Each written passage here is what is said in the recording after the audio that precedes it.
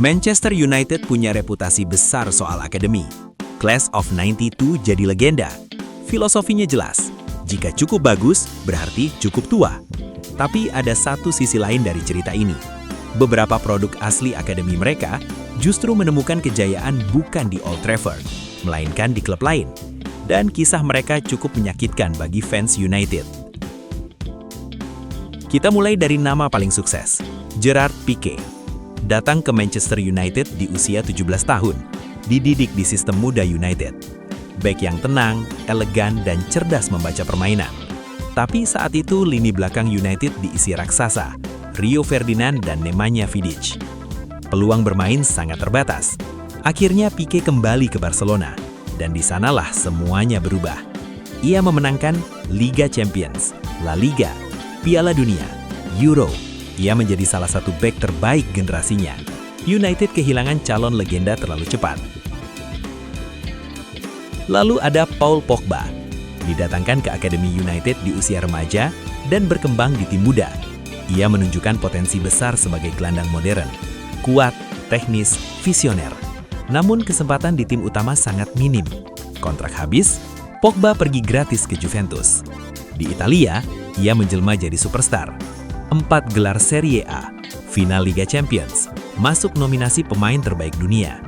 Ironisnya United membelinya kembali dengan harga rekor dunia saat itu. Talenta yang dulu dilepas gratis harus ditebus mahal. Berikutnya ada Danny Drinkwater, produk asli Akademi United. Namun ia tak pernah benar-benar diberi panggung di tim utama. Serangkaian masa pinjaman tak membuahkan tempat tetap. Akhirnya ia dilepas. Beberapa tahun kemudian, Drinkwater menjadi bagian penting dari Leicester City. Dan musim 2015-16 terjadi keajaiban. Leicester menjuarai Premier League, salah satu kisah terbesar dalam sejarah sepak bola Inggris. Sementara United masih mencari stabilitas pasca Sir Alex. Nama berikutnya mungkin jarang dibahas, Ryan Shawcross, kapten tim muda United. Bek tangguh yang diprediksi punya masa depan cerah. Namun lagi-lagi persaingan terlalu ketat. Ia dilepas ke Stoke City. Di sana, Shawcross menjadi kapten, pemimpin dan ikon klub. Bertahun-tahun bermain konsisten di Premier League. Mungkin bukan superstar dunia, tapi kariernya solid dan stabil. Lalu ada Michael Keane. Didikan Akademi United sejak kecil. Bek potensial dengan fisik dan positioning yang bagus. Namun sulit menembus tim utama. Ia dilepas ke Burnley. Dan di sana, ia berkembang pesat, menjadi bek inti, dipanggil ke timnas Inggris, dan tampil konsisten di Premier League. Kenapa ini bisa terjadi? Jawabannya sederhana.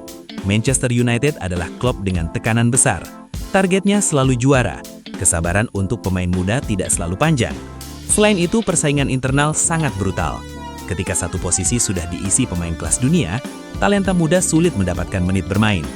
Beberapa pemain butuh jam terbang, butuh kepercayaan, dan terkadang mereka harus pergi untuk mendapatkannya. Namun di sisi lain, ini juga membuktikan sesuatu. Akademi Manchester United tetap menghasilkan kualitas.